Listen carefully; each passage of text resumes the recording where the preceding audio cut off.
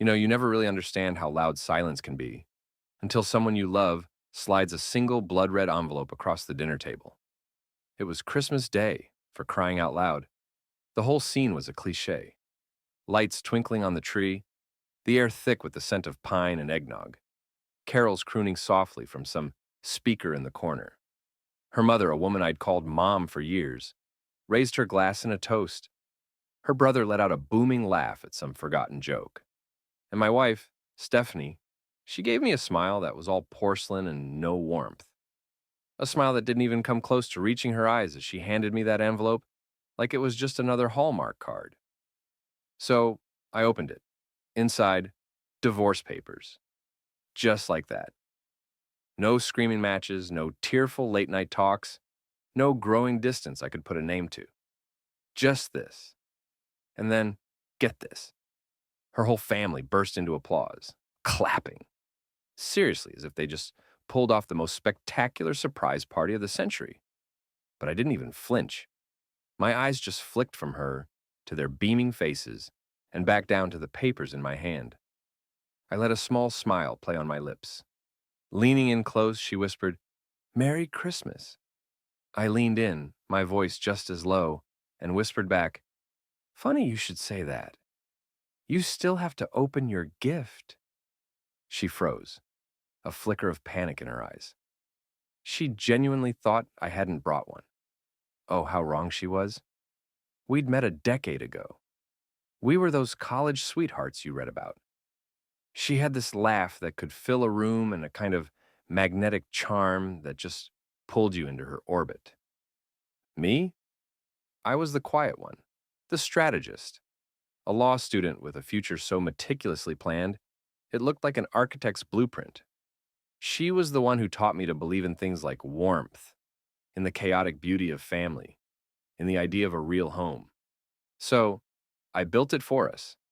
I poured everything into that dream. I bought the house in the suburbs with the picket fence. I built my legal practice from the ground up. And I footed the bill for her entire graduate school education. I endured the endless Sunday brunches with her parents. I even managed to tolerate her insufferably smug brother, Darren, who, let's be honest, never liked me, probably because I was the only person in her life who didn't worship the ground he walked on. To anyone looking in, we were the picture-perfect couple, and for a long time I believed we were too. Until, that is, I started noticing things. Tiny little cracks in the facade. A new password suddenly appearing on her phone. A few too many girls' nights out that stretched into the early morning. Conversations that would vaporize the second I walked into a room. And Darren, he suddenly got real friendly. Too friendly.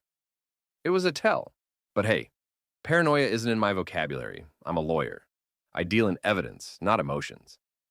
So, I did what I do best. I started digging. I checked the joint bank accounts and found a treasure trove. New credit card charges, posh hotel stays, receipts for gifts I never received, and the cherry on top, a separate card I knew nothing about. That's when I hired a private investigator. And when the photos landed on my desk, pictures of her and Darren looking very, very cozy, I didn't get mad. The hurt husband evaporated, and the lawyer took over. I got focused. I didn't confront her. That would just spoil the show. Instead, I started playing the long game. I quietly and methodically documented every single thing, every expense, every damning text message, every detail of her sordid affair with her own brother-in-law. You see, in our state, adultery isn't just a slap on the wrist. Marital misconduct has serious financial consequences. I quietly rewrote my will. I moved our major assets into a trust she had no idea existed. I transferred the ownership of our house into my sister's name. And the best part, I had her sign a few financial documents. Just some tax updates, I told her. She never even skimmed them, just signed on the dotted line with that pretty little smile. The trust was absolute. Until now, of course. And then I just waited. I waited for this very day. So, back to Christmas. The applause finally dies down, and all eyes are on me. They're waiting for the explosion, the drama. They're itching for a scene. But I just give a slow nod, tuck the divorce papers into my inner coat pocket, and gesture toward a small, shimmering silver box nestled under the tree. It had her name on it in my neatest cursive. She hesitates, a deer in the headlights. Every head in the room swivels to follow her. She finally gets up, forces a brittle smile, and picks it up. She gives it a little shake, unties the silk ribbon, and lifts the lid. And her whole world just stops.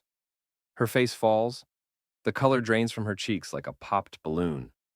Her fingers tremble as she pulls out the contents.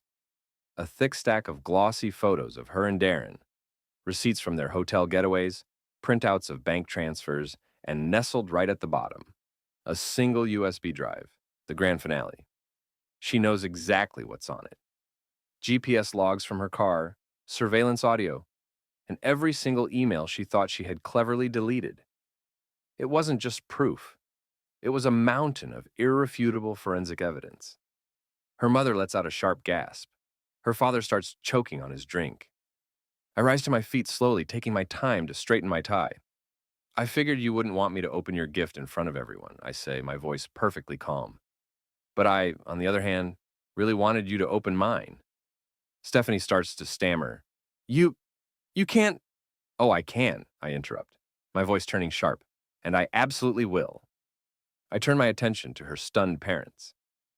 Did you know, I begin, letting the question hang in the air, that for the last 8 months, your daughter has been cheating on me with her own sister's husband? Did you know she's been using our joint funds to finance their little vacations?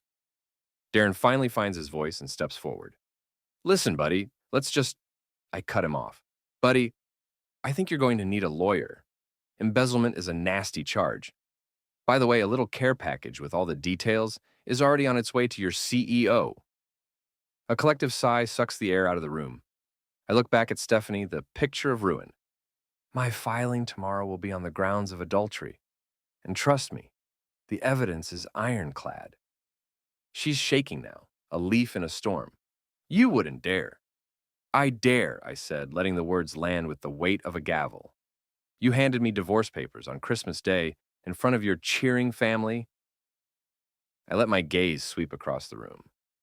No one is smiling anymore. My voice is low, deliberate. Each word a perfectly placed cut. You don't own the house anymore. Feel free to check the deed. You also, funnily enough, signed away any and all claims to my firm's assets. Ring any bells? Those little tax documents? I turn to her mother, who looks like she's seen a ghost. She's going to need a roof over her head. I'm sure you've got a spare room, right? At least until the court grants me full ownership and a clean, decisive exit. Stephanie just collapses onto the couch, silent and broken. I walk to the door, shrug on my coat, and turn around one last time. Merry Christmas, I say to the wreckage of their perfect family. And then I leave. The bite of the frosty winter air on my face feels like a baptism. I get into my car, shut the door, and just sit there for a beat, breathing. And sitting there in the quiet, I don't feel anger or sadness, just release, like a pressure valve that had been tightened for months had finally been let go. All these years I played the part of the devoted husband. Turns out I'm much better at being the quiet hurricane. So, a word of advice. If you're going to hand a man like me divorce papers on Christmas, you better pray he didn't bring a gift. Because I did, and it was wrapped in cold, hard truth with a bow on top.